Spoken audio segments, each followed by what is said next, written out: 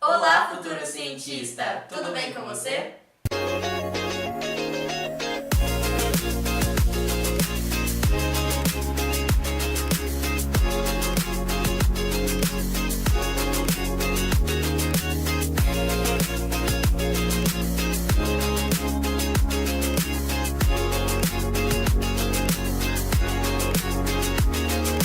Ué, mas cadê Isabel?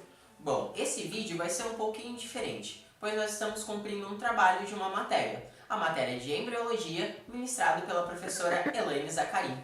E no vídeo de hoje, nós iremos explicar para vocês qual o verdadeiro perigo de se ingerir bebidas alcoólicas durante a gravidez. Será que o problema para os bebês são tão graves assim? Durante esse vídeo, nós iremos usar alguns termos técnicos para explicar o assunto para vocês.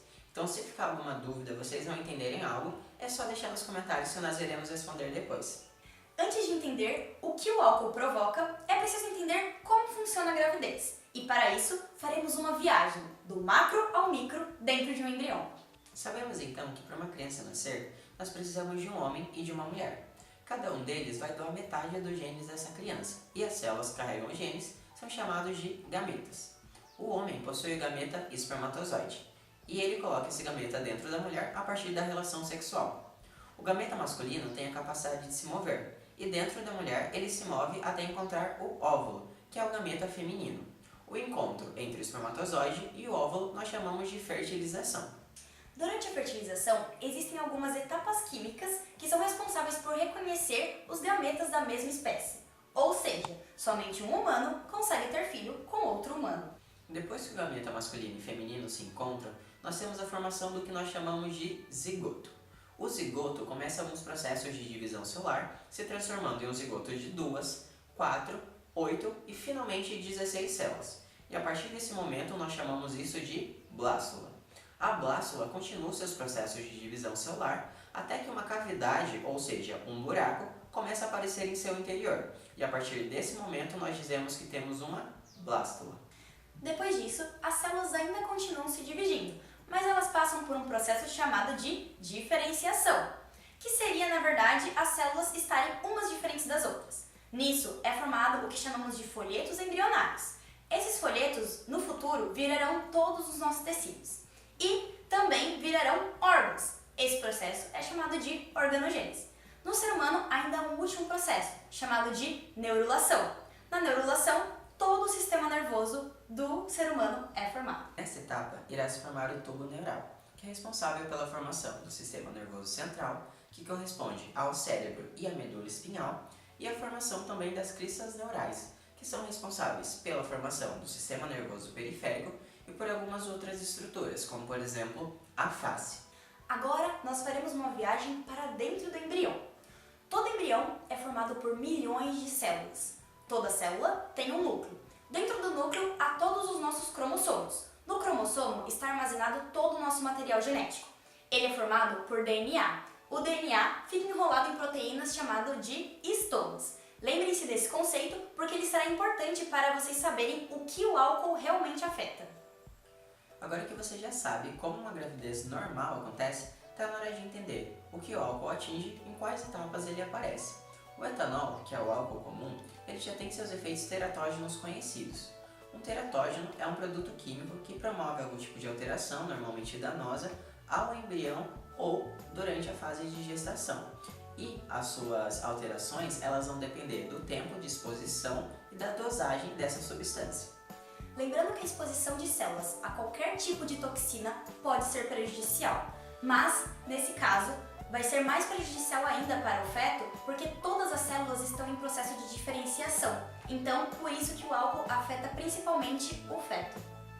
O que acontece é que nas primeiras semanas de gestação, o álcool promove algumas alterações cromossômicas que são conhecidas como aberrações, que nada mais são do que alterações na sua estrutura.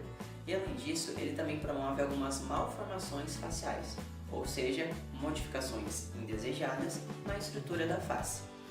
No decorrer da gestação e se ingerindo bebidas alcoólicas, pode ocasionar um aumento no número de partos espontâneos. Partos espontâneos. Que bom que Acho que deixa eu falar, acho que todos eles.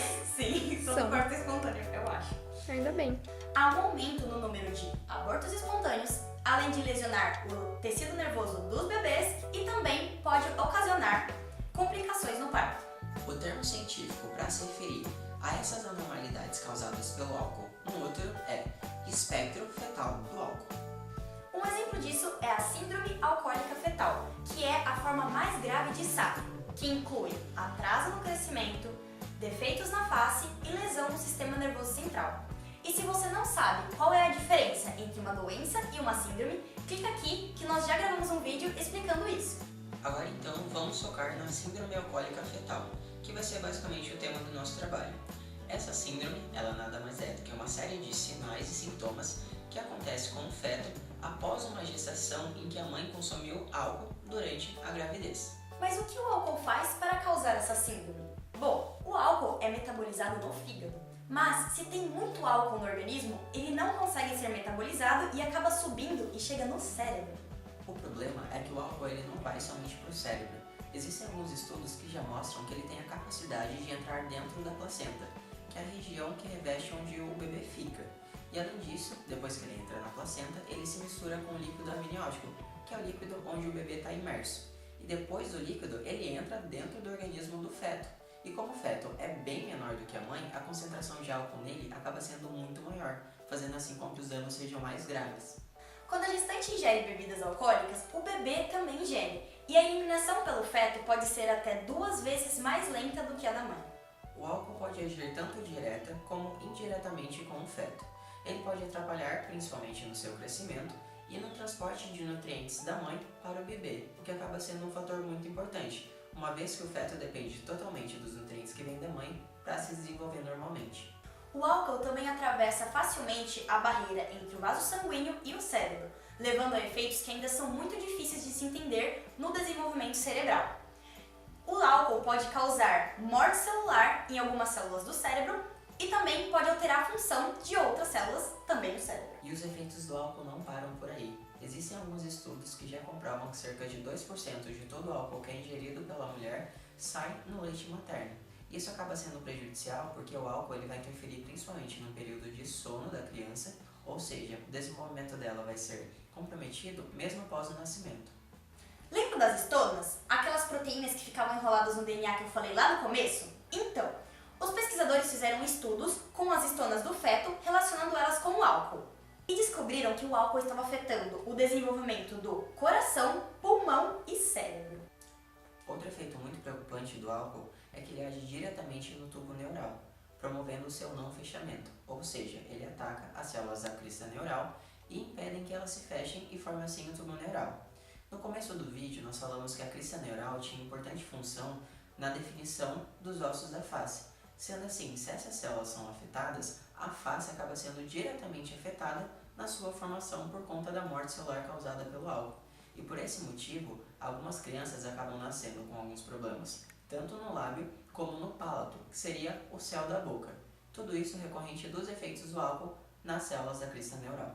Essas anomalias estão entre as malformações mais comuns na população. Elas acontecem em cerca de 14 a 20 crianças a cada 10 mil nascimentos. Existem alguns estudos que apontam tanto fatores genéticos para determinar essas características, como fatores ambientais. E dentro dos fatores ambientais, o álcool acaba sendo o que mais aparece como influência para essas malformações acontecerem.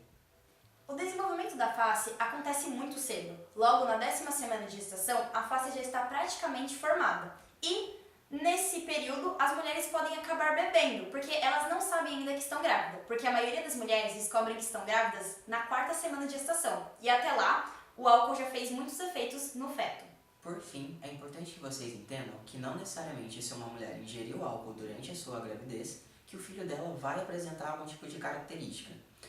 Isso acontece porque normalmente essas malformações elas têm caráter tanto genético quanto ambiental. Ou seja, nós temos os genes trabalhando e alguns fatores ambientais influenciando para essa característica aparecer ou não. Então uma mulher ela pode ingerir álcool durante a gravidez e seu filho não apresentar nenhuma malformação. E uma mulher pode não ingerir álcool durante a gravidez e o seu filho apresentar alguma dessas malformações. Mas é importante que vocês entendam que o álcool ele pode ser um fator que aumente a aparição dessa condição ou não. Então esse é o nosso vídeo. Sei que foram muitas palavras diferentes para vocês, mas se tiverem qualquer dúvida, é só deixar aqui nos comentários. Não se esqueçam de curtir e compartilhar o vídeo e, se você não é inscrito, se inscreva no nosso canal. Nós gostaríamos de agradecer também a professora Elaine Zacarim